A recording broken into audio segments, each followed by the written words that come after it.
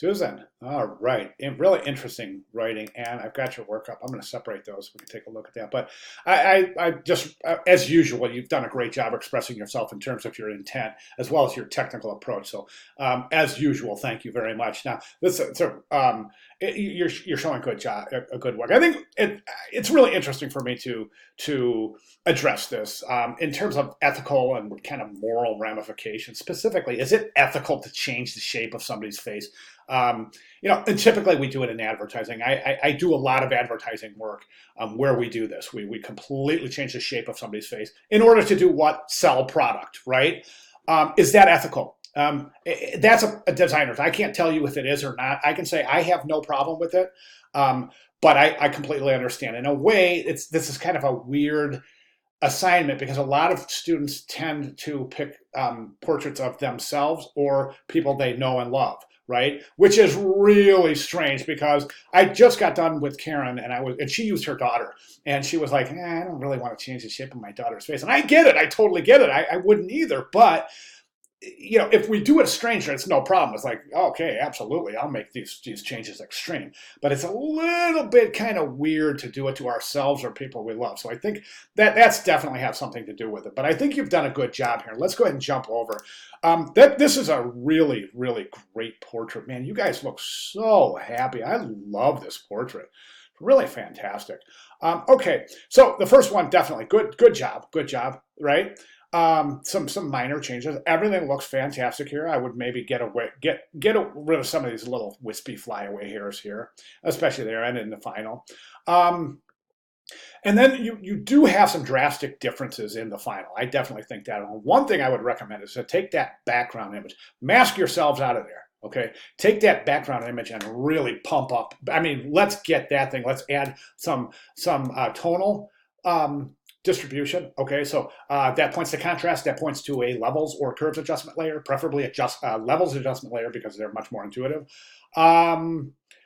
Also, increase and enhance the vibrance and the saturation, so we'll really get some color going in that background image.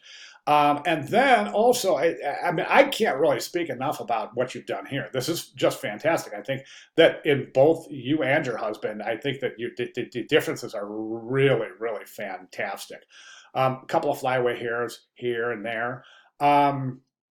Really good job with the liquify filter, and really, I do these I do these a lot with portraits of my wife and I. She's like, hey, can you like kind of fix this? So I do, and she's like, she looks at it and she goes, oh my God, I look so good. And I think it's really funny because she's like, oh my God, you can make me look 20 years younger. And I think it's just so funny and cute that that's people's reactions. I just thought I'd share that with you for giggles and grins, right? But very, very effective work. So my recommendation moving forward is this.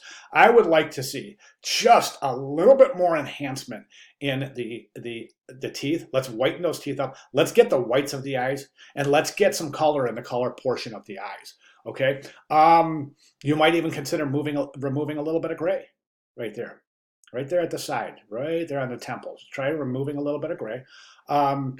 The actual, yeah, other than that, I think you're good. I don't want to push it too far because I understand and respect your concerns about the portrait itself, but I think it's just fantastic start so far. So you can see the ties between a real world workflow and this process.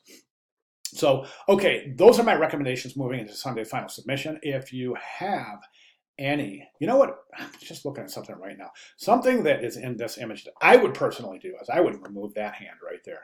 It's not defined. It's a little distracting. I would just go ahead and remove it.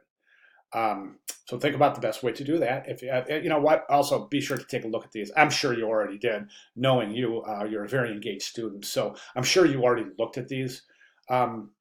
Tutorials in the announcements area for week 5. But if you didn't, go ahead and take a look at them. They're fantastic, really fantastic. So, all right, great job. Any questions at all, please let me know. I'll be glad to make any necessary clarifications. Thank you very much, Susan.